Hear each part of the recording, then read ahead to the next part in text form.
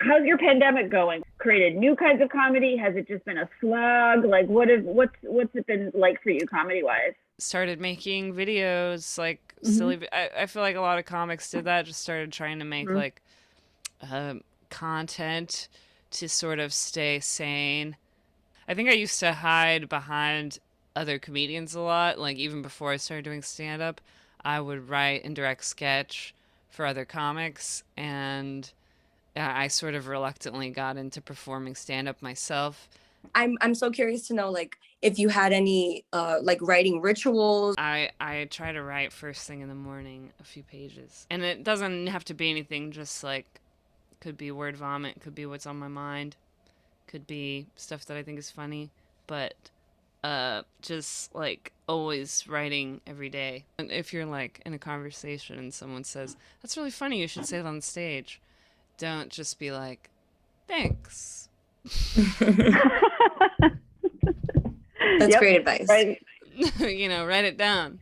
I was wondering if there's any like process you have to take or like mental prep you have to do before you bring up a topic that might be like controversial or that you think some people might not want to hear.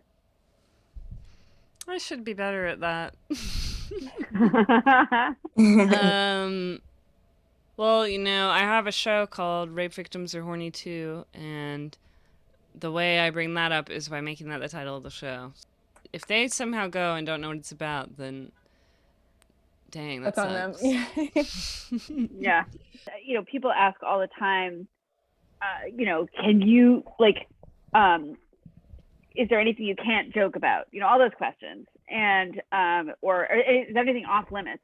And to me, it's never about the topic; it's about the joke and the perspective. And so I'm wondering, for you, who you have taken on very, obviously, very directly topics that are tricky to take on in comedy, but if I don't think ever off limits. So I'm wondering, what impact do you think? Can you talk a little bit about the impact that you think all of your a lot of the stuff that you're known for, that you were just talking about, the material by about sexual assault, for sexual assault survivors, all of that satire, all of those jokes. What impact do you feel that has on survivors, and then what impact do you feel like it has on the culture, which may or may not include survivors and people who may or may not be survivors but who are listening? I was around comedy a lot and producing sketch and writing, and I would see comedians doing jokes about rape. Me Too movement was blowing up. People were talking about it a lot.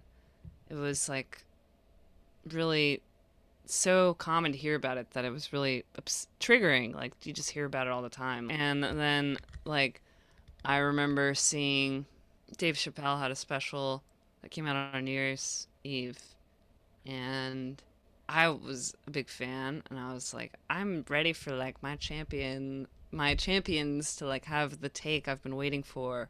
Like I was waiting for like somebody that I looked up to like really like say what I wanted to hear on this subject. And what I kept finding was people really making jokes that implied that anyone who would quit comedy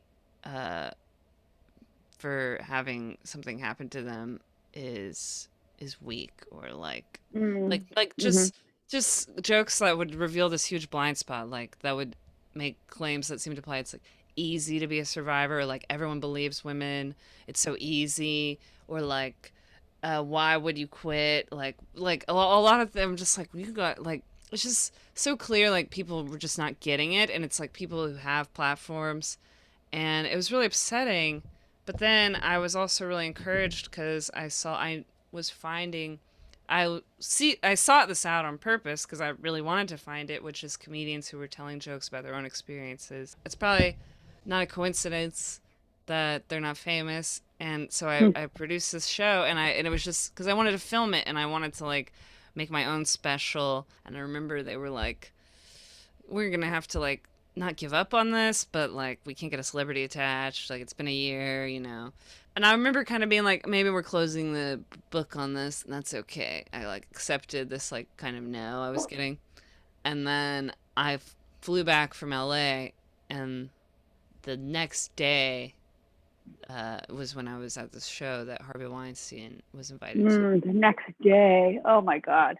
And I remember just feeling like, it really felt like I think I texted my friend that night, like, this is a test, right? Like, from that point on, it was like, that's when I became like more of a, like talking about it rather than being behind the scenes about it. There was like this whole narrative going about me, like, that's sort of out of my control. And this narrative that I'm like so brave. I wanted there to be a version of it that's like what I would have to say about that. So it felt really important to me to have jokes about it. That was the first thing I did when I was being really overwhelmed by press and stuff. I just started writing jokes. I was like, I'm gonna focus on this. Like, this is what I'm gonna make a show. Like, that's what I know. To like get on stage and do that show with Dylan. It's like during that time, at least in that hour, like we have full control over our narrative about being rape survivors. And we're funny, silly people. We like to be funny about it. When Dylan and I are working on the show, it feels really good. We feel really light. We feel really like joyful. And that's just because that's how we are. It's not like trauma didn't make us that way. We are that way. And survivors are a lot of things. We are them in spite of trauma, not because of trauma.